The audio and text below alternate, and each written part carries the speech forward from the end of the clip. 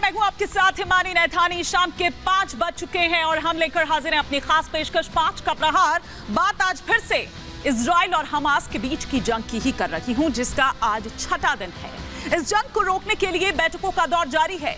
कल भी 22 देशों के संगठन अरब लीग ने मिस्र के कायरो में सदस्य देशों के साथ एक आपातकालीन मंत्रिस्तरीय जो बैठक है वो की थी। विदेश मंत्रियों के बीच हुई इस बैठक में अरब लीग ने इजराइल द्वारा गाजा पट्टी में आवश्यक मूलभूत सुविधाओं में कटौती करने के फैसले को अन्यायपूर्ण बताया और इजराइल से गाजा पट्टी में जल्द से जल्द जो मूलभूत सुविधाएं हैं उनकी बहाली करने की मांग की।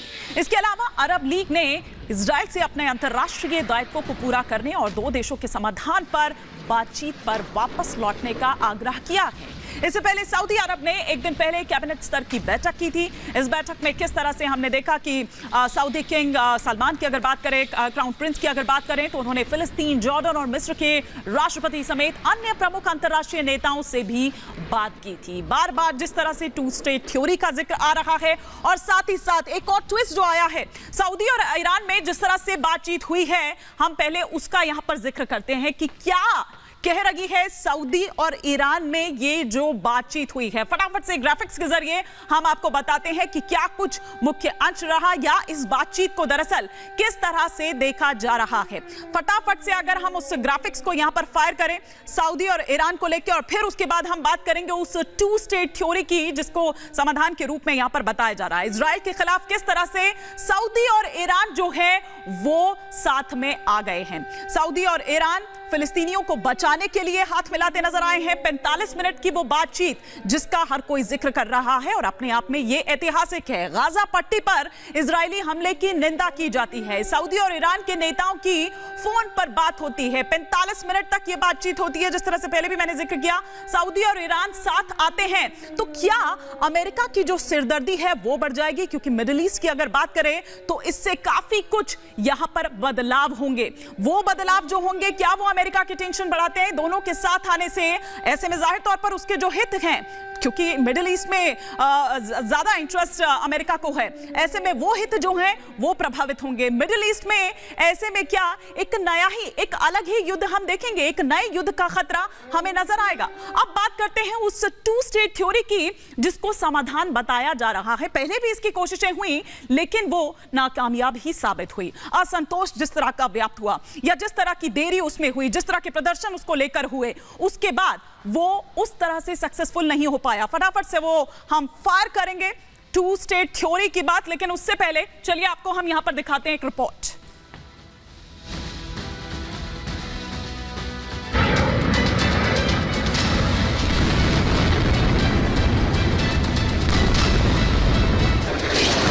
इजराइल हमास के बीच जंग 6वें दिन भी जारी है। इजरायली फोर्स ने गाजा पट्टी में बमबारी कर पूरे शहर को शमशान बना दिया।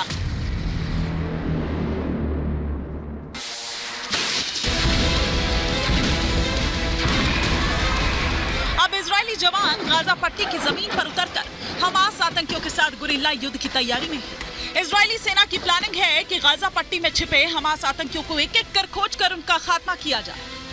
इलाके से हैं जो गाजा पट्टी की तरफ जाता है। ये पूरे काफिले को तैयार कर दिया गया है। जिस तरह से बड़ी एक तैयारी हमास के आतंकियों द्वारा की गई थी, 1300 से ज्यादा लोगों की मौत हुई है, कई लोग अभी भी घायल हैं। तो जल्द से जल्द उन आतंकियों को भी मार गिराया जाए और उनके जो एक बड़ा षड्यंत्र हमास के आतंकी रच रहे हैं उसे विफल किया जाए।